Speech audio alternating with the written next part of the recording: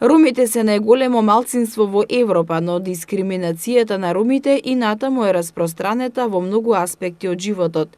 Според податоците од последното регионално истражување за положбата на ромите, спроведено во 2017 година, само 21% од ромите се вработени во однос на 40% од нивните соседи кои не се роми. Во исто време, 71% од ромите работат непријавени, во однос на само 17% од населението кое не припаѓа на ромите. Овие бројки укажуваат на потребата да се вложува во нивното образование, вработување, еднакви права, јакнење на економската независност, талент и на креативноста.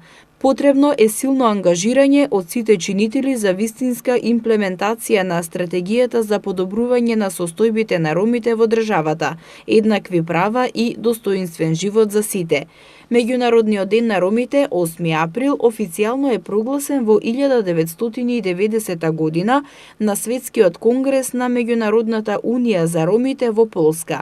На конгресот представници на роми од 14 држави донесоа одлуки за знаме, химна, за прогласување на ромскиот јазик и за воведување на терминот ром.